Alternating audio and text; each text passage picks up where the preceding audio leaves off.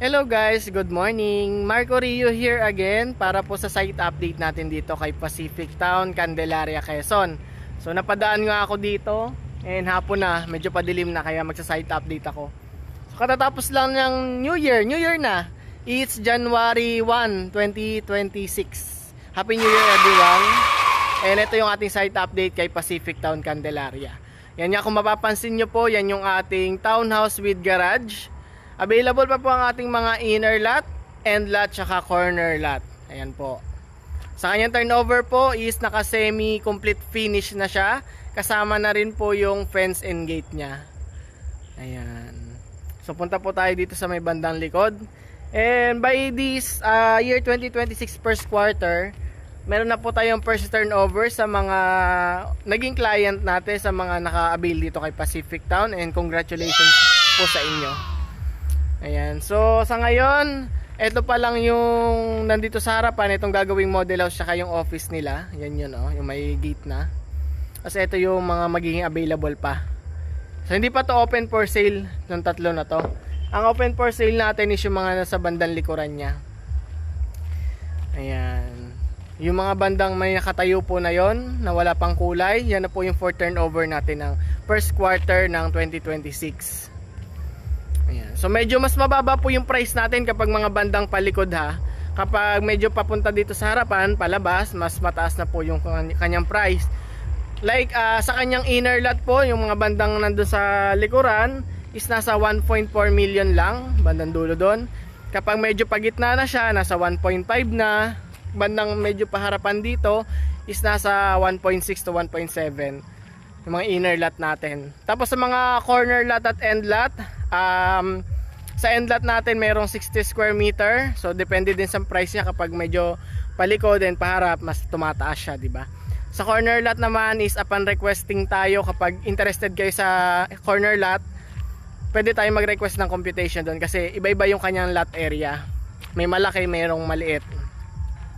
And ayan, ito open na po itong block 3. Ito po yung block 3 natin, yung ano yan, yung lote na yan. Tatayuan na din yan. Ayan kasi yung block 2 natin, yung may nakatayo na yan. Tapos papunta na yan labas. So yan, dire-diretso na po yan. 3, 4, 5, 6, 7, 8, 9, 10, 11 yan, mga banda-banda doon. So yun nga po, si Pacific Town ay complete amenities na din. Meron tayong clubhouse, gate, and guardhouse. Tapos basketball court. Meron din tayong playground.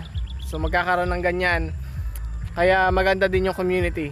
Tapos usapang accessibility naman, meron tayong mga jeep dyan na nadaan na papuntang San Juan, nadaan dyan tsaka papuntang Candelaria. Tricycle din, may din tricycle dyan. Tsaka yung bus po na papuntang Lucena, may nadaan po dyan yung Supreme. Tapos meron din pong bus na papuntang Batangas City. Yung Supreme din po yung, kasi ano yun eh, yung kanyang ruta, Batangas City to Lucena, Lucena to Batangas City. Kaya yung mga karatig lugar na madadaanan niya, pwede kayong sumakay doon. Sa Manila naman, papuntang Manila, sakay kayo ng tricycle or jeep papunta doon sa Walter Mart. From Walter Mart, antay na po kayo ng bus doon na nadaan papuntang Manila. So ganun siya. And then wala namang history of flood dito sa Barangay Santa Catalina Norte. Maano naman siya, non-flooded naman siya, mataas naman yung lugar niya.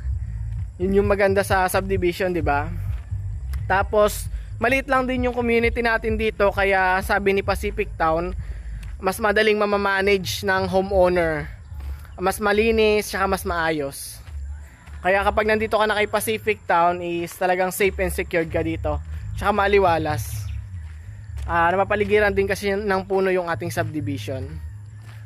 Yan. So ito, open na yung for sale, pero ayun yun yung for sale natin, yung dalawa na yun, nasa dulo na yun. For sale po yan, block 2. Block 2 yan, yung dalawang nasa dulo na yan. Isang inner tsaka isang corner lot. If interested po kayo dyan sa mas malapit kasi siya sa gate, pwede nyo po ako i-PM tapos hingin nyo yung computation sa akin yan. Yung block 2 na yan, dalawang dulo. I'm not sure kung anong lot ito. Block 2, parang block 2 lot 7 and 8 ata siya. Yan, dalawang yan. Ito kasi yan, sold na. And itong mga to, kahit hindi pa siya tapos, sold na din siya. So yun nga po, kung interested kayo, pwede po to through Pag-ibig Financing. At least meron kayong 2 years membership, tapos pasok kayo sa required income at least 31,000 pataas. Pwede na kayo makabil dito kay Pacific Town.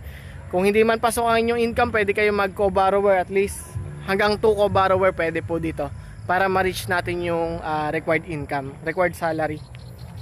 Ayan. And then meron kayong requirements, pwede na yon. Tapos sa age nyo, okay pa naman, basta meron tayong age limit dito. Kukumpute naman natin yon, i-assist naman namin kayo para sa mga computation and other details po. Yan. So yun na, padilim na po, hanggang dito na lang siguro. And for other site update, babalik na lang ako kay Pacific Town para ipakita ulit po sa inyo ito. So sa ngayon po is Happy New Year and keep safe everyone. Kung hindi pa po kayo naka-subscribe sa aking channel, pwede po kayong mag-subscribe para ma-notify kayo sa mga video ko na ilalabas dito po sa mga rent-own house ng Quezon Province, Laguna and Batangas. So pero nakapokus po ako dito sa Quezon Province. So yun po, kung interested kayo sa mga ganitong video, i-subscribe nyo na po and like nyo itong video. And yun na po, have a good day po, God bless.